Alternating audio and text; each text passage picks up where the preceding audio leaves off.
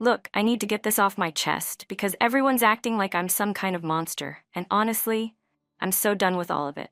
My name's Julia, I'm 35, and apparently I'm the worst person in the world because I made one mistake. One.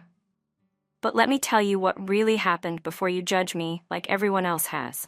So there I was, married to Robert for 15 years. 15 freaking years of the same routine, same conversations, same everything. He's 37 and acts like he's got life all figured out, you know? Always so calm and collected, never gets excited about anything anymore. We've got Chloe, she's 12, and she's basically the only good thing that came out of this whole mess. I was going through this really dark time, like seriously depressed. I had to quit my job because I just couldn't handle it anymore. And Robert? He was zero help. Just kept asking what was wrong, like I could just snap out of it or something. He had no clue what I was dealing with mentally. None whatsoever. That's when Tyler came into the picture. He worked at the same place I used to, and when I was still there, he actually listened to me. Like really listened. Not just nodding and going back to his phone or whatever Robert always did. Tyler got it. He understood what I was going through with my marriage, my depression, everything. So yeah, we went out for drinks one night. I was feeling terrible. Robert and I had this huge fight earlier about money or something stupid, and Tyler suggested we grab a drink to talk. I wasn't thinking straight, obviously. I was depressed, drinking, and felt completely alone in my marriage. Things happened. I'm not proud of it, but things happened at his place. But here's what everyone conveniently ignores. Tyler recorded everything, without me knowing, and when I told him it was a mistake and couldn't happen again, he started blackmailing me with the video, threatening to send it to Robert, to my family, to everyone. So technically, what happened after that first night wasn't even my choice. He was forcing me to continue things by holding that video over my head. But does anyone care about that part? Of course not. They just hear affair, and suddenly I'm the villain. When I finally couldn't take the pressure anymore, I told Robert everything. I was honest about what happened that first night, explained about the blackmail, everything. I thought he'd understand. I thought he'd want to help me deal with this psycho who was threatening our family. But instead of supporting me, instead of helping me figure out how to handle Tyler, Robert just looked at me like I was nothing and said we were getting divorced. Just like that. 15 years down the drain because of one mistake that turned into a nightmare situation I couldn't control. I tried explaining that I needed his help, that this wasn't just about what I did but about what Tyler was doing to me. To us. I begged him to think about our family, about Chloe, about everything we'd built together. But he wouldn't listen. He just kept saying we're getting divorced, like a broken record. That's when I knew I had to tell Chloe what was happening. She deserved to know why her dad was suddenly talking about divorce. She deserved to understand that Mommy made a mistake, but Daddy was choosing to break up our family instead of working through it together. I wasn't going to lie to my own daughter about why her world was falling apart. When I explained it to her, keeping it age-appropriate, obviously, she was devastated. She kept asking why Daddy couldn't just forgive Mommy like they teach in school and church. Why couldn't we just be a family again? She didn't understand why one mistake had to destroy everything we'd built. But Robert didn't care about any of that. He didn't care that his daughter was begging him to keep our family together. He didn't care that I was dealing with depression and being blackmailed. He didn't care about anything except his own hurt feelings. So after Robert made his dramatic announcement about divorce, I knew I had to do something. I couldn't just sit there and watch my family fall apart because he was being stubborn and prideful. Someone had to think about Chloe in all this, and clearly it wasn't going to be him. I started really talking to Chloe about what was happening. Not the gross details, obviously, but she needed to understand that Mommy had made a mistake and Daddy was choosing to break up our family instead of working through it. She's 12, not stupid. She could handle age-appropriate honesty about the situation. And you know what? She got it immediately. She understood that people make mistakes and that families are supposed to forgive each other and work things out. She kept asking me why Daddy couldn't just forgive me, like they teach in Sunday school, why he couldn't remember all the good times we had as a family. I told her I didn't know, that I was trying my best to fix things, but Daddy was being very stubborn about it. I explained that Tyler had been mean to Mommy, and that's why the mistake happened, and how Daddy should be helping us deal with Tyler instead of getting mad at Mommy for being a victim. Chloe started asking if she could talk to Daddy about it, and, honestly, I thought that was a great idea. Kids sometimes know exactly what to say to make adults remember what's really important. I figured if Robert heard from his own daughter how much this divorce would hurt her, maybe he'd finally come to his senses. But instead of listening to Chloe's very valid concerns about our family breaking up, Robert got all weird and defensive. He started saying I was putting her in the middle and that it wasn't her job to worry about adult problems. Like, excuse me, she's not worrying about adult problems. She's worrying about her family falling apart. There's a difference. I started suggesting that maybe Chloe could write Daddy a letter about how she felt.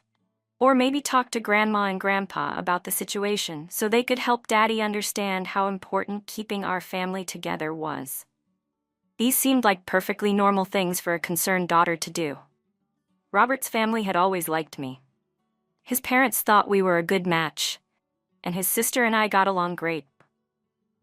I figured if they understood the whole situation, the depression, the blackmail, everything, they'd help talk some sense into him. So when Chloe mentioned to Grandma that Daddy wanted to divorce Mommy over one mistake, and Grandma called Robert to ask what was going on, suddenly I was the bad guy again. Robert accused me of involving the whole family in our private business. But it's not private when it affects everyone, especially Chloe. And you know what? Most of them agreed with me. His mom kept telling him that marriage is hard work and that you don't just give up when things get difficult. His sister reminded him about how happy we used to be and how good we were together before this whole mess started. But instead of listening to his family's wisdom, Robert just got more stubborn. He started saying everyone was ganging up on him and that nobody understood how betrayed he felt. Okay, I get that he was hurt. But was his hurt really worth destroying our daughter's sense of security and family? That's when Robert started getting really weird about everything. Controlling weird. He suddenly wanted us to go to some family counselor, which at first I thought was a good sign. Finally, maybe he was ready to work on our marriage and figure out how to move forward as a family. But no. Turns out he just wanted some professional person to back him up and make me look like the bad guy. The whole session was basically Robert and this counselor lady ganging up on me about how I was involving Chloe in adult problems. Excuse me? I was helping my daughter process the fact that her family was falling apart. I was being honest with her about what was happening so she wouldn't be confused and scared. But apparently, that made me the villain somehow. The counselor kept talking about age-appropriate boundaries and how children shouldn't be triangulated into marital problems. But what was I supposed to do? Lie to Chloe? Pretend everything was fine while Robert planned to destroy our family? That would have been way more damaging than just being honest about the situation. And then, this is the part that really got me. She started talking to Chloe about how it wasn't her job to fix Mommy and Daddy's problems. Chloe was some kind of damaged kid instead of just a concerned daughter who wanted her family to stay together. Chloe got so confused after that session. She started asking me if it was wrong for her to want us to be a family again, if she was being bad by asking Daddy not to divorce me. I had to reassure her that wanting your family to stay together is completely normal and healthy. Meanwhile, some of our friends were starting to act weird around me too. I guess Robert had been talking to people, giving them his version of events where I was this terrible person who destroyed our family for no reason. But here's what really bothered me. These people had known me for years. They'd seen what a good wife and mother I was. They'd seen how Robert could be distant and emotionally unavailable sometimes. But suddenly I was the monster, and he was the perfect victim. Like Sarah, who used to complain to me all the time about how her husband never listened to her or paid attention to her emotional needs. Suddenly, she was giving me lectures about marriage and commitment, like she'd never had those exact same problems in her own relationship. Between us, I wanted to scream at all of them about their hypocrisy. They'd all been in situations where they felt unappreciated and ignored by their husbands. They'd all made comments about finding other men attractive or wishing their husbands paid more attention to them. But when I actually ended up making a mistake because of those exact feelings, suddenly I was the worst person in the world. Robert definitely was talking to people and painting himself as this innocent victim whose evil wife had destroyed their perfect marriage for no reason.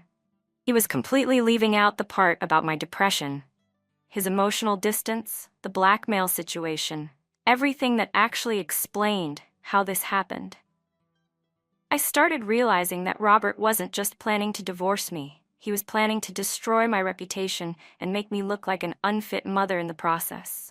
He wanted to win completely, not just get out of the marriage. That's when I knew I was dealing with a side of Robert I'd never seen before. The cold, calculating side that would use our daughter as a weapon against me, by claiming I was the one using her. The side that would lie to our friends and family to make himself look better. But then, things started getting worse in ways I never expected. Tyler, that psycho who got me into this mess in the first place, suddenly decided he wanted to clear the air about everything. He called me out of nowhere, saying he felt guilty about the whole situation and wanted to help. At first I thought maybe this was finally going to work in my favor. If Tyler admitted that he'd manipulated and blackmailed me, maybe Robert would finally understand that I was a victim in this situation too. So I agreed to meet with Tyler to see what he had to say. Big mistake. Huge mistake. Because instead of admitting what he'd done to me, he started threatening to release more evidence of our relationship that would make it look like I was a willing participant the whole time. He had text messages, photos, voice recordings, stuff that completely contradicted everything I'd told Robert about being blackmailed and forced into continuing things. Stuff that made it look like I'd been a willing participant who enjoyed what we were doing. And the worst part? Some of it was real. When you're being blackmailed, you have to play along.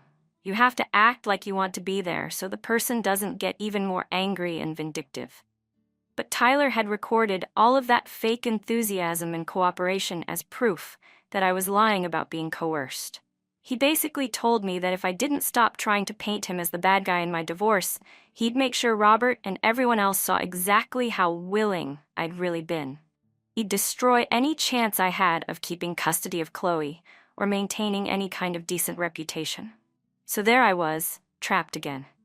Just when I thought I could finally get some justice and show people what had really happened, Tyler found a new way to control the situation. Around the same time, I started noticing that Chloe was acting different toward me. She was still upset about the divorce, but she seemed more distant somehow, less willing to talk about how she was feeling or what she wanted to happen with our family. I realized what was really happening. Robert had been working on her behind my scenes. He'd been having all these private conversations with Chloe about appropriate boundaries and how kids shouldn't have to worry about their parents' problems. Basically undoing all the honest communication we'd built and making her feel guilty for caring about our family staying together. It was so manipulative and disgusting. He was literally brainwashing our daughter to think that wanting her family to stay together was somehow wrong or inappropriate, making her feel bad for having normal human emotions about her parents' divorce. I tried talking to Chloe about it, but she just got uncomfortable and said Daddy told her she didn't have to talk about the divorce anymore if she didn't want to. Like Robert had given her permission to shut me out of her emotional life. Meanwhile, the legal stuff was getting more and more complicated. Robert's lawyer was apparently some shark who specialized in making wives look as bad as possible in custody cases. They were building this whole narrative about how I was emotionally unstable and manipulative and unfit to have primary custody. And I couldn't even defend myself properly because of Tyler's threats hanging over my head. I couldn't tell the whole truth about what had happened without risking him releasing evidence that would make everything so much worse. Then everything went completely sideways in the worst possible way. We were in court for the custody hearing, and I thought maybe finally I'd get a chance to tell my side of the story to someone who would actually listen objectively. But Robert's shark lawyer had done his homework. They had evidence I didn't even know existed. Recordings that Robert had apparently been making of conversations between me and Chloe without my knowledge. Audio of me talking to her about the divorce and helping her understand the situation. When they played those recordings in court, with my lawyer sitting there looking shocked, it sounded so much worse than it actually was. Out of context, it really did sound like I was coaching Chloe and manipulating her emotions to turn her against her father. But they'd edited out all the parts where Chloe was asking the questions first, where she was expressing her own fears and concerns. They made it sound like I was putting words in her mouth instead of helping her process her genuine feelings about our family falling apart. The judge looked at me like I was some kind of monster, like I was the type of mother who would use her child as a weapon in a custody battle, instead of someone who was just trying to be honest and supportive during a traumatic time. And then, as if that wasn't bad enough, Tyler made good on his threats. Right there in court, Robert's lawyer introduced additional evidence that had been recently discovered about the true nature of my affair. Text messages where I sounded flirty and willing, photos that made it look like I was enjoying myself. Voice recordings where I was clearly cooperating and participating instead of being coerced. All the stuff I'd had to fake to keep Tyler from getting more violent and vindictive, now being used to prove I was a liar about everything. The blackmail story crumbled instantly. How could I claim I was being forced when there was clear evidence that I was a willing participant who enjoyed what was happening? The whole foundation of my defense just disappeared in front of everyone. I tried to explain about having to play along to protect myself, about how victims sometimes have to cooperate with their abusers to survive, but nobody wanted to hear it. It sounded like desperate excuses from someone who'd been caught in a lie. Robert sat there looking vindicated and tragic, like the poor betrayed husband who'd discovered that his wife was even worse than he'd originally thought. His lawyer kept talking about deception and manipulation, and how I clearly couldn't be trusted with primary custody of a vulnerable child.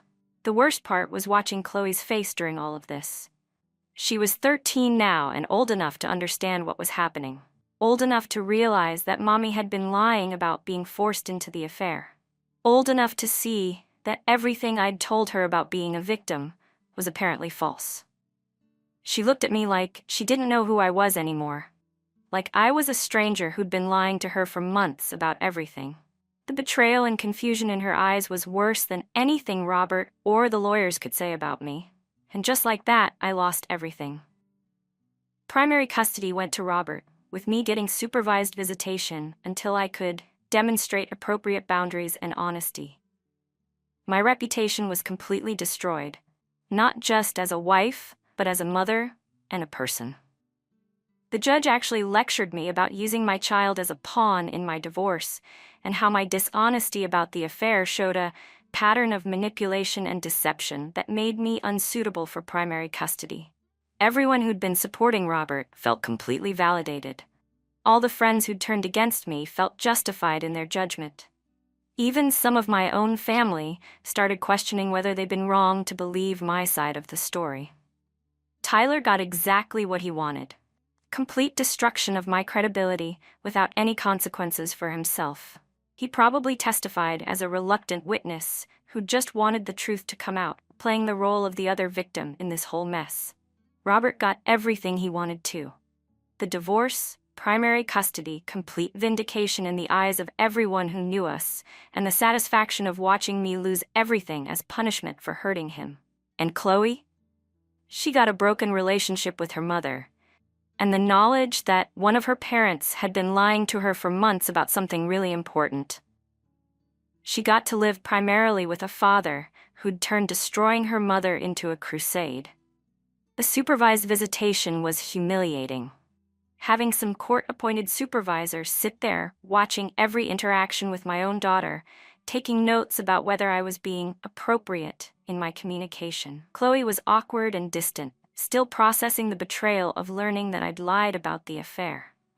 Robert moved on like nothing had happened, got promoted at work, started dating some younger woman from his office who probably thought he was this amazing single dad who'd been wronged by his terrible ex-wife. Built this whole new life while I was stuck in supervised visits and court-ordered therapy. And you know what the really sick part was? People acted like this was justice. Like I deserved to lose everything because I'd made one mistake and then lied about the circumstances. Like destroying a mother's relationship with her child was an appropriate consequence for adultery. Nobody wanted to talk about Robert's vindictiveness or how he'd turned destroying me into a personal mission. Nobody wanted to acknowledge that Tyler was the real villain in this whole story. Nobody wanted to consider that maybe the punishment didn't fit the crime. So there I was, living in a tiny apartment, working a job that barely paid the bills, seeing my daughter twice a week under supervision, while Robert lived in our family home with his new girlfriend, and got praised for being such a devoted single father. And somehow I was supposed to be grateful that I got to see Chloe at all. Grateful that the court was giving me a chance to prove I could be trusted with my own daughter again. Grateful that my complete destruction hadn't been even worse than it already was. But you know what? I wasn't grateful. I was angry. Angry at Robert for choosing cruelty over forgiveness. Angry at Tyler for being a manipulative sociopath. Angry at a system that punished women for being imperfect while rewarding men for being vindictive. Robert had won completely, and he'd done it by being more ruthless and calculating than I'd ever imagined possible. He destroyed me so thoroughly that even my own daughter looked at me like a stranger. And the worst part, I still couldn't hate him completely, because I remembered who he used to be before all this happened. Before he decided that revenge was more important than our family. That wasn't justice. That wasn't protecting our daughter. That was just cruelty dressed up as righteousness. But apparently that was enough for everyone else, so I guess it had to be enough for me too. Even though I knew the truth about what had really happened and why. Even though I knew I'd been fighting for our family, while he'd been fighting to destroy me. Even though I knew that none of this had to happen if he'd just been willing to forgive and work through our problems like married people are supposed to do. Robert got his perfect revenge, and everyone got to feel good about supporting the right side in our divorce. And I got to learn that being a good mother and fighting for your family doesn't mean anything when your husband decides that winning is more important than what's best for everyone involved. That's the real story of how my marriage ended and my life fell apart. Not because I was some evil woman who destroyed her family for fun, but because I made one mistake and married a man who turned out to be capable of breathtaking cruelty when his pride got hurt. But I guess that's not the story people want to hear. They want simple stories with clear villains and heroes. They want to believe that bad things happen to bad people and good people get happy endings. The truth is messier and more complicated than that. The truth is that sometimes good people make terrible mistakes, and sometimes the people who are supposed to love you the most are capable of destroying you more completely than any stranger ever could. So that's where I am now. Alone, broke, seeing my daughter twice a week under supervision, while my ex-husband builds a new life with someone who probably thinks he's a hero for leaving his terrible wife. And somehow, I'm supposed to accept that this is fair and just and exactly what I deserved for making one mistake during the worst period of my life. Somehow, I'm supposed to be grateful that it wasn't even worse than it already is. But I'm not grateful.